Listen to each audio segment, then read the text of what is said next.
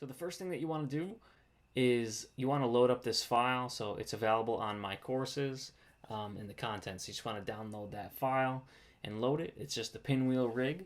And then once you have it up in Maya, we will get started. So looking at mine here, it might look a little bit different than what you guys have.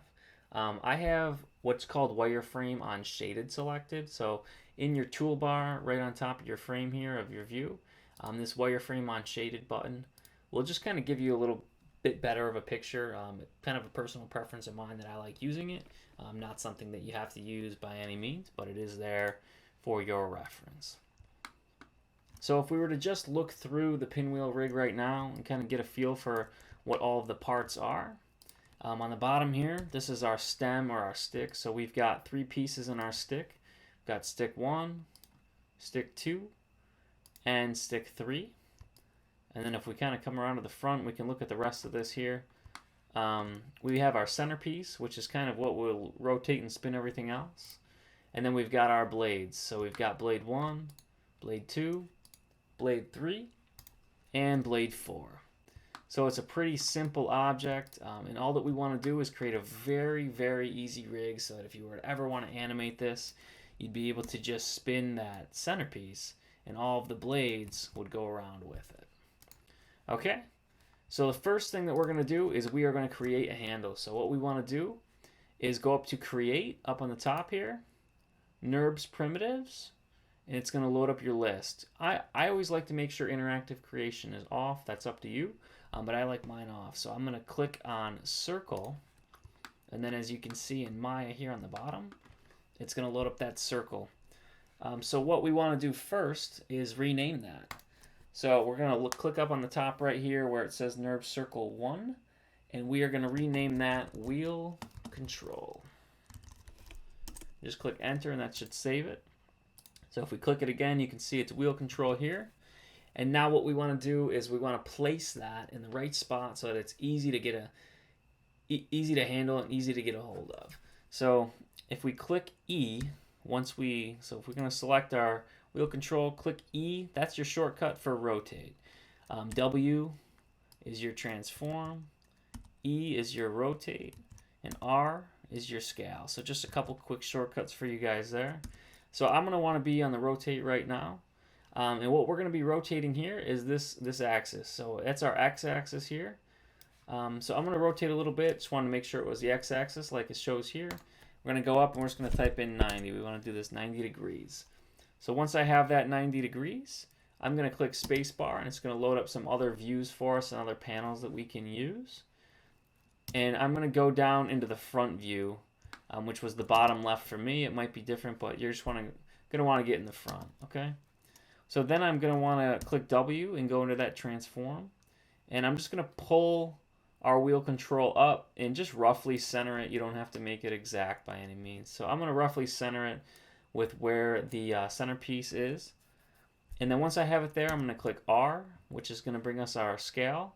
And I'm going to click that middle and I'm just going to scale this up so that it kind of is equal on all sides and it just goes around all of the blades. So once we have that, I'm going to click spacebar again and we're going to go into our side view, which for me is my bottom right. All right, and in that side view here, we just want to put that our control in the right spot. So I'm going to move it out and right kind of on the tip of those blades is where I'm going to place it. And then once I have it where I want it, I'm going to click spacebar again.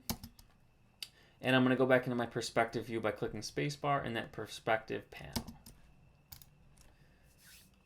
Okay, so now that we have that created, that is what we're going to use to rotate the centerpiece and the blades. So how do we go about setting that up and making everything work together? Because right now, if we try and rotate this, obviously nothing's going to happen because it's not connected to anything. So the first thing that we want to do before we start rotating is we just want to do what's called a freeze transformation. So if you look over here on the wheel control, you're going to see we have translate Y value, a translate Z value, our rotate X, a scale value, and all of that. I want to just zero everything out and get it all back to kind of a standard that this is our home position for this control. So what we're going to do is go up to modify and just click freeze transformations. And you'll see over on the right now, all of those values are back down to 0 and scales at 1. That's our standard. If you look through some of the other items, everything else should be already set at that. That was how the rig was set up. But now our wheel control is also there, which is just a good thing to do. It kind of keeps your file clean so that we can kind of move on to now doing our rig. So to set up our rig, what we want to do is load the outliner. So if you go up to your Windows panel here and then click Outliner, it's going to load up our outliner. So if you guys aren't familiar with the outliner, it's pretty simple. And what it does is it shows us each polygon that we have and each item that we have. So we have our blades and blade 3 and blade 2. And if you click them, over in your actual view, it'll highlight it in your outliner. If you click it in your outliner, it'll go to that item in your viewport. So we should be all set there. And then you can also see the wheel control looks a little bit different down here. You can ignore the cameras. You can ignore some of the other stuff in here. We're really just worried about these ones right here. That's all of our polygons that we've created, all of our geometry, plus our wheel control, which is just our NURB circle that we made. So what we want to do first is we want to select all of the geometry in the outliner, and we want to just kind of place that so that it all works together. Okay? So when we select all of our geometry, I'm going to shift select the stick 1, and then I'm going to shift select blade 2, and it's going to kind of grab everything. I'm going to hit Command G, and what that does is it's going to group those items together in our outliner for us. So as you can see now, it's called Group 1. I'm just going to double click on that, and I'm going to call it Geo. Okay? If you look on the Geo group on the left, you can see a little plus sign. If you click that, it'll kind of lay everything back out and show you every item that's inside of it. So that looks good there. We're going to do the same exact thing for our wheel control. Even though we only have one, it just keeps the file clean. So I'm going to click that wheel control, Command G, which is going to group it. And then for this one, I'm just going to rename that controls. Okay, so the next thing that we want to do is set these items up so that they work a little bit better and so that they're a little bit easier to handle. Because if I click this centerpiece, ideally I'd like all of the blades to be connected as well. So there's a couple of different ways to go about doing that, but one of the easiest ways that we're going to use today is to just adjust how these are laid out in our outliner. So we want our centerpiece here to be that main control of this pinwheel for the blades. So we're going to take blade 1 and we're going to select that, and then you're going to do a middle mouse click and you're just going to drag blade 1 on top of the centerpiece. Okay? It should kind of look exactly like it did when it first grouped it. You're going to see that little plus sign. You just click that and it'll break things down. It'll show your centerpiece, and now you can see it looks a little bit different, and it shows that it's actually connected with that blade 1, and that blade 1 is kind of falling underneath the centerpiece. So now I want to go through and I want to do that for the rest of the blades, just kind of here on after. So I'm going to take blade 2 and I'm going to put it on blade 1. And then I'm going to take blade 3 and put it on blade 2. And then I'm going to take blade 4 and put it on blade 3. And that is going to pretty much do what we want to do for our centerpiece here. Now if I click that centerpiece geometry, it's going to load all of the blades as well. If I click blade 1, it's going to load everything under it, blade 2, and so forth. But now if I click that centerpiece and we were to do a rotate on it by clicking E, it's going to rotate all those blades with us, which is what we're looking for. All right, so I want to do the same thing to the sticks as well, just to keep the file clean. Not that that's that big of a deal, because the sticks themselves really won't be animating or rotating or anything like that. But I'm just going to do the same thing. So I'm going to take stick 2 and I'm going to put it on stick 1. And then I'm going to take stick 3 and I'm going to put it on stick 2. And that is going to be everything that we're looking to do right now for our geometry. So in your outliner now, you should see it laid out similar to what we have here. You've got everything grouped in your geometry group. And then you've got stick 1, stick 2, stick 3. And then you have your centerpiece and all of your blades to correspond with that to kind of break themselves down from there. All right, so now what we want to do is we want to set these items up to work on the control that we had created. So we created the wheel control, and right now it's not doing anything. So when we were to actually animate this item, if you were to ever, animate your pinwheel and have it spin and have it rotate, rather than you animating the centerpiece and animating straight on that geometry, it's much easier if we can just animate everything based on this one wheel control. So we want to set these items up to kind of respond to the wheel control, and they're going to be constrained together. So what we want to do is we want to select our wheel control here, and then we want to select stem 1. We're going to do the stem first, which is down here. You can also select them in your outliner if you want. And we're going to go up to, let me hide my outliner. So the one thing you want to do here is right now, at least my Maya is set in modeling. Over in the top left, I'm going to change that to be animation. And it's going to change all of these kind of files up on top. So once it changes it, I'm going to have this new one here. This is called constraint, this little drop down. I'm going to click constraint. And then I'm going to click point, but I'm going to click this option box over on the right. And I just wanted to make sure that maintain offset was on. It is right now, it's not always on. So if it's not on and you were to point this to one another, there's a good chance that one of your objects might get moved or that your geometry might get moved. So it can just be confusing. Don't run the risk of that. Double check it, make sure maintain offset's on. Once you turn it on once, you shouldn't have to worry about it from there on out, but you just want to double check it. So assuming my maintain offset is on, like it is, I'm just going to click apply and then close that out. So now, if we were to load up our outliner again, what you can see is that we've got this point constraint which is coming off of this stick 1 here. It's that stick 01 point constraint. And all that's doing is if I were to click my wheel control and we were to move this thing around, our stem is now going to go with it. Okay? So I'm going to put that back where it was, just Control Z. And now what we want to do is also have the blades in the centerpiece go with the wheel control as well, and even rotate. So if we were to try and rotate here, it wouldn't do anything. It wouldn't do anything to the stem. The stem with the point control is only going to move in that transform value. So we're going to do it a little bit differently for the centerpiece. So what we want to do is similar to what we did before. I'm going to close my outliner down here. I'm going to select that wheel control, and then I'm going to shift select that centerpiece. I'm going to go up to constrain, and I'm going to want to parent this time. So I'm going to click that option box again, make sure maintain offsets on, and I'm going to apply. So now if we were to load up our outliner, as similar to what you saw on the point constraint, for the centerpiece now you can see that parent constraint which is down here, and all that's saying is that the centerpiece is now parented to our wheel control. So now ideally our wheel control should pretty much move everything that we would ever need it to move, and we shouldn't even have to touch our geometry layers anymore because everything's controlled by this one master control that we've created. So if I select this wheel control here and I click E for rotate, ideally when I start rotating you'll see that the pinwheel itself does move, but the stem doesn't move, just the blades do. If I click W and I transform, everything moves together.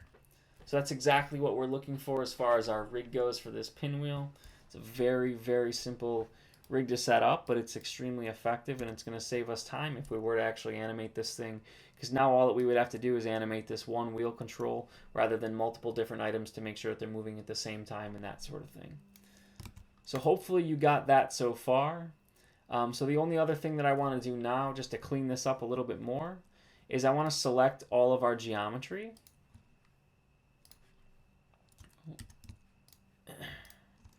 If I have all the geometry selected, over in the bottom right corner here, you're going to see these display layers. These are our animation layers. We'll get more into them at another time. But once you have everything selected, the far right button says create a new layer and assign selected objects. I'm going to select that button there. It's going to bring layer 1 up. I'm going to rename it. So if you double click on it, it'll load up this separate panel. I'm going to rename it just Geo Layer and click Save. Okay, so from here, we want to start our simple animation. We have our rig created, everything works well, everything does exactly what we want it to do. Our blades rotate, and the entire file translates together. So once we have that set, we want to start trying our first animation. So in order to do that, the first thing that we want to do is just check our animation preferences. Over in the bottom right here, you're going to see this little guy running with the little wheel behind him. Just click that. It's going to load up our preferences kind of folder here. And in here, under settings, we're going to click animation. This is going to load a bunch of different options for us. We're not worried about all of them right now. The only two that I want you guys to look at is where it says tangents here. So under tangents, you can see there's two different options. You have auto and auto. That's what we have it set. If you click the drop downs, there's a bunch of other options you can go with. We are going to use some of those later in the year, but for this class, or for this project, since it's so basic, since it's so simple, we're just going to keep with that auto. But I just wanted to introduce that to you guys. Make sure that your Maya is set to auto for right now. If you've used it before and you've used some of the other ones like blocked or stepped or linear or anything, it may have saved that. So set everything back to auto and just click save. Okay, so from here we want to finally start actually animating our blades to spin. So right now, if you look down here, this is showing us the end of our animation, how many keyframes we have. Right now we only have 48 frames in this animation. That's not a very long time. I'm going to bump that up a little bit. So if you just click down here, you highlight it, and I'm just going to type in, say 90. Okay, so that's going to be good there. Now we have 90 frames we can work with. So down here you see this time slider. I can click this 1 and I can shrink it this way. Or I can click this 24 and I can bring it all the way out. So I'm going to bring this all the way out to 90. And this is going to show right now every possible keyframe that we have to animate with. One more thing that I want to do, just to make sure that our playback speed is going to be okay, is down on our time slider here where all of our keyframes are. I just want to right click and it's going to load up these couple options for you here. Go up to playback speed, and you might be set at real time, or you might be set at play every frame. I want you guys to click real time and set yourself at real time, or else things might look extremely fast and you're going to make adjustments, and then when you actually export out your video at 24 frames per second or whatever it might be, it's going to look off. So make sure you're at real time there, and then we should be good to go to start animating a little bit. So in order to animate, I want to load up what's called a graph editor. And the graph editor is found in a different panel. So rather than clicking spacebar like we did before to load all of these other panels up, I'm really just interested in having two different panels. So if I click panels right here on our screen and I go down to panel, you're going to see all these things here. Here's our graph editor. So that's something that we do want to load, but I still need to be able to see my pinwheel. So if I go down a little bit here to layouts, you can see all these different options. We're going to go with two panes stacked for right now. It's going to put two panes up on top of each other. And that is just kind of an easy way to work. On the bottom here, we can change where we're looking. So we're going to click on panels. We're going to go to the panel option. And then we are going to click that graph editor that we talked about a second ago. Okay. So now we have our graph editor here. And we have our pinwheel up top, and we should be good to go to start actually animating. So I want to make sure down here that I'm on frame 1. If you've moved the slider at all, you may be on a different frame. Look back down. If you select it and you click it, or you just click in one spot, it'll move where your slider is. Make sure you're on frame 1. It should be highlighted and it should show it on the bottom here too, because obviously we want to start our animation on that first frame. So we want to select our wheel control, because our wheel control is what we're actually going to be animating throughout this entire process. So select your wheel control, and then we want to place a keyframe. So the easiest way to place a keyframe is to just click the S button on your keyboard, and that will key everything for you. So if you click S on the bottom now, you're going to see that little red line. That's a keyframe. So now we have our first keyframe for our pinwheel rig. So now that we have that set, if you look down through, you can see all the different options of what we are keying as far as the wheel control goes. For clicking S, we keyed everything. So everything is going to key itself here. That may not always work for you guys, but for this itself, it's going to work fine. If you look up on the top right in the wheel control viewer here, it shows you that little red box next to everything. That's showing you that this item for the wheel control is keyed on frame 1 that we're on right now. So if we were to go to a different frame, you can see it turns pink up there now. And that's saying that this item's not keyframed on there. So that's just an easy way. It's a newer function, one of the more recent Mayas, that shows you when those items are keyframed or not. So now that we have that keyframe at 1, I want you guys to go ahead to 10. And I just want you to key it again. Okay? Actually, scratch that. I want you to click Control Z. We're going to key that in a little bit. So rather than going to 10, make sure you only have your 1 here. I want you to go up to 40. And when you're at 40, you can click S. So now we have that key at 1, and we have that key at 40. But right now, nothing's been changed. So what we want to do is click E, and we want to rotate our pinwheel. So you can see over on our right, the rotate Z, that's the one that we're going to be looking for, okay? So what we want to do is I'm going to put that up to around 400. I'm just going to click it and type it in at 400. Once I have it there, I'm going to simply just click S, and that is going to load a little bit of a change for us here. So now, if we were to go and drag our slider back to frame 1, over on the bottom right here, you can click that play button, and you can see we have an animation. So it's pretty boring, pretty basic, but it is progress. So what we want to do next is we want to add in a little ease in and ease out on that animation, because right now it looks a little bland. Everything's very evenly timed, and it's just not really working for us. So I'm going to go to keyframe 10, and here I'm actually going to want to do this. And I'm going to click S, and I'm going to set a frame there. And then I'm also going to go to keyframe 30, and I'm going to click S there as well. So what we're creating there is just those ease in and outs that we've been talking about. It's going to give your animation a little more style, a little more character to it, and just better visual. So once we have those 4 keyframes set, we're finally going to go down to our graph editor here. So the graph editor, you move around it very similar to how you can move around your normal perspective view or any other view. If you hold your middle mouse button down in Shift, so you want to do, not Shift, Command and your middle mouse button, it'll move you around your graph editor.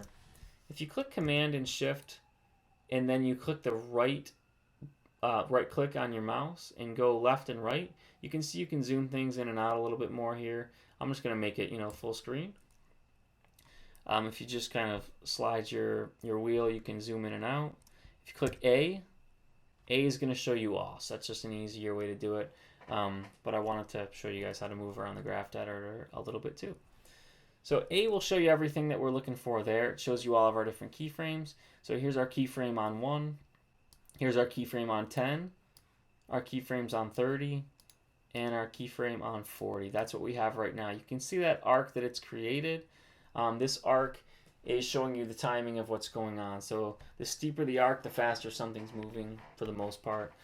So what we want to do is add in that ease in and that ease out. So I'm going to work on the ease in first. What I'm going to do is I'm just going to go to frame 10.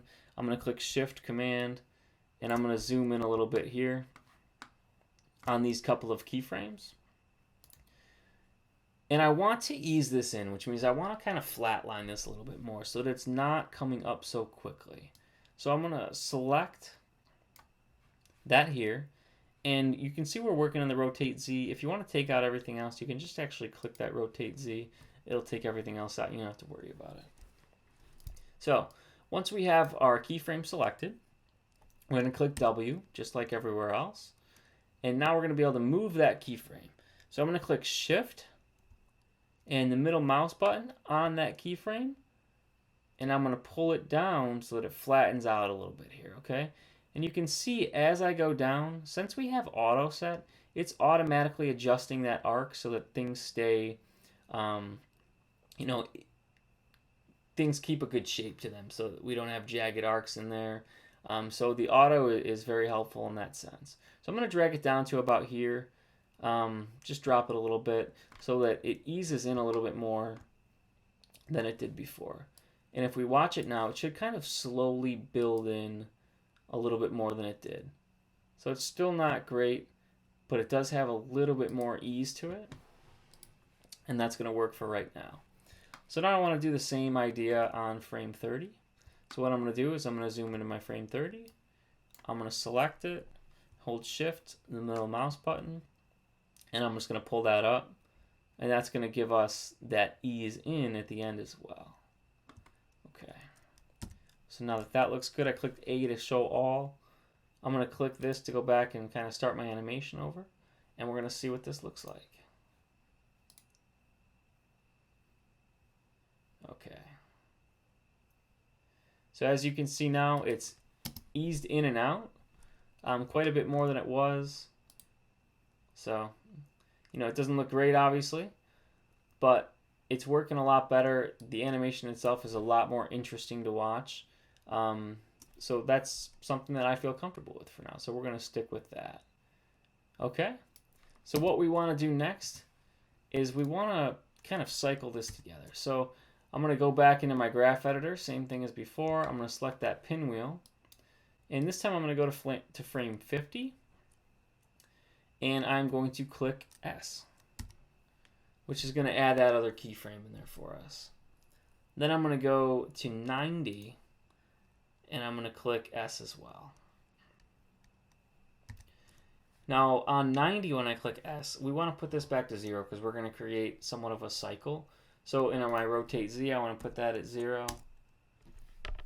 It looks like it moved my graph editor. And then I'll click S again, and it should drop things back down for you. It's going to give us that same cycle that we used in frames 1 through 40, except now we're going to do it 50 through 90. So similar to what we did before, we're going to go 10 frames out. We're going to go to frame 60, and we're going to click S again. And then I'm going to go to frame 80. And I'm going to click S, and I'm going to add in those keyframes so that we can have that ease in and that ease out. So similar again, like I said, I want to add that ease out here. So if I make this a little smaller, you can see the difference in the arcs here. This is that standard arc that we just created. It's very plain. This one has a little more ease in at the beginning, that steeper line going up, which means that's working a little bit faster. And then it eases into the end. So we want to add that similar style to the back as well. So I'm going to go up to frame 60 here. I'm going to select a keyframe. I'm going to do Shift, middle mouse button. And I'm just going to drag that up a little bit and try and even it out somewhat with what we had before. It doesn't have to be exact by any means. So that looks good right there. And then I'm going to go do the same thing down on the bottom here. I'm going to select that, Shift, middle mouse, all the way down, about the same range as our frame 10 was over on this side. Okay. So now if we zoom back out and we look at it and click A, we can see all. They look a little bit more similar, so that is looking good for us. Let's watch that through one time.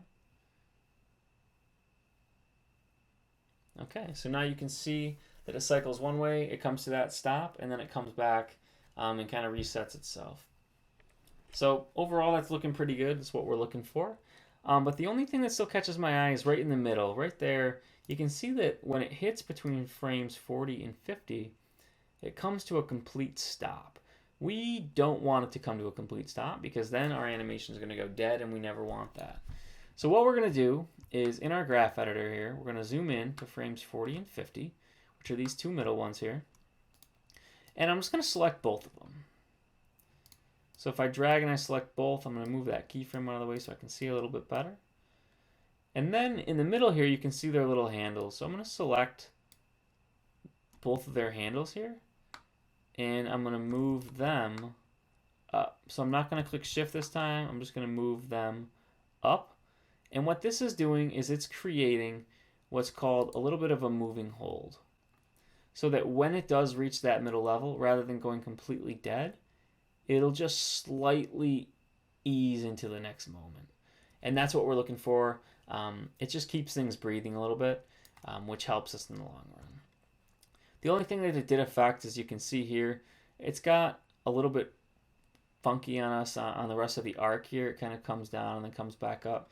So what else I want to do is just take those two outsides, and I'm just going to drop them down a little bit so that it really works a little bit better with our moving hold and everything stays smooth compared to where it is right now. So if I do that, I'm going to take the moving hold down a little bit, and then I'm going to zoom back out. So now we've got that full arc. This middle area is not flat anymore like it once was, and everything looks pretty good.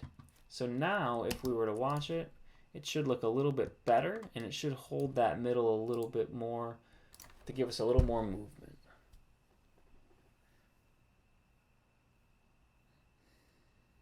Okay. So basically, that is what we're looking for our pinwheel rig. It's very simple. It's very to the point. But as you can see right now, the animation looks okay. It's got a little bit of an ease in and out. It's got that moving hold in the middle, so nothing's ever really going dead for it. And the blades are all kind of spinning together. We were able to do that just by creating that one control, the wheel control. Everything else kind of played into itself there, so we should be all set.